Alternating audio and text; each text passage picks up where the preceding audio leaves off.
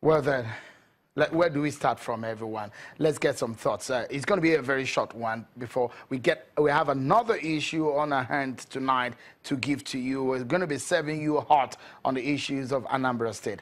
But for a moment, let's get thoughts on this one. I have joining me our regular guest on the program, our political and legal analyst, Mr. Daniel Bwala, a member of the Lincolns in London. Thank you so much, Mr. Bwala, for joining us on the program. These issues of Mainagate has so many angles to it. There is a syndicate on one hand. The man is said to have even been operating like a normal civil servant, transmitting letters and files and document correspondences as normal in all of this method. What's your perspective on how these have gone so far? Well, thank you for having me. You see, whether there is a syndicate or not, one fact is clear, that there has been a correspondence from the Office of the Attorney General to the head of service. There was a response from the head of service to the Attorney General. There was a letter from Interior Ministry stating that Mainagate should turn himself over to EFCC. Also a letter from Interior Ministry stating that they were not a part of his reinstatement. Now, whichever way you look at it, there is involvement of people as far as the return, promotion, and the giving of emolument of Mainagate is. Secondly, if these are not realities, the president will not have ordered for an immediate investigation into finding the circumstances that led to his coming.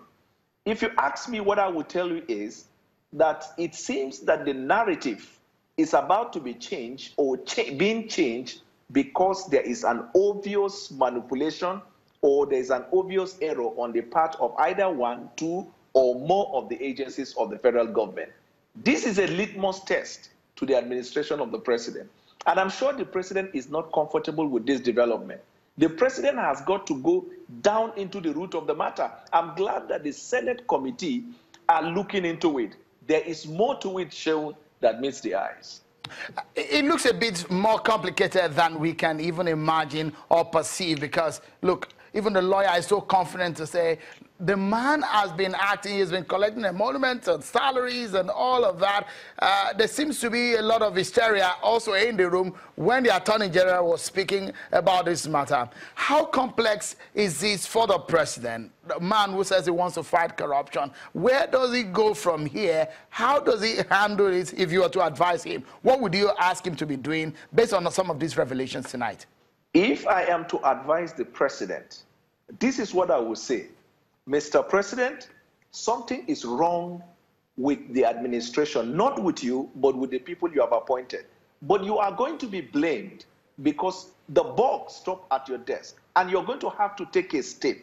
Now, secondly, the problem that befell President Jonathan in the past was the setting up of committee each time there is a scandal, and then the committee will keep meeting until the matter dies down in the public eyes, and then nobody is talking about it. It seems that that devil is manifesting itself in this administration. It does not take a journey to go into the root of the matter. He said he was invited. Who invited him? There must be a document. There must be a communication. He said he was reinstated and promoted. There are individuals that saw him when he came. There are individuals that saw correspondence from his table or to his table. He said he was paid. There must be a ministry or department of the government responsible for payment, confirming whether or not he was paid.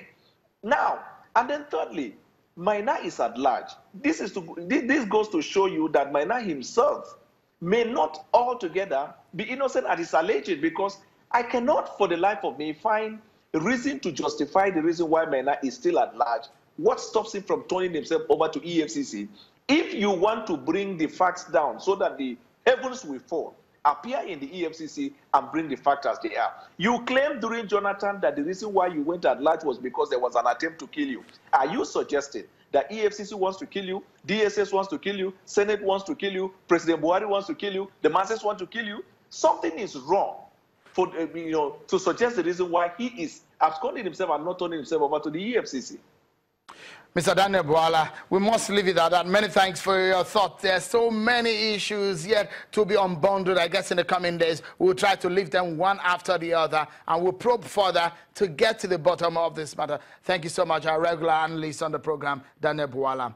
We'll take a moment on the program, and we'll put the searchlight on Anambra State. The election may be off the table of INEC, but there is another election. A breaking news we'll be bringing to you right here. Don't go anywhere, everyone.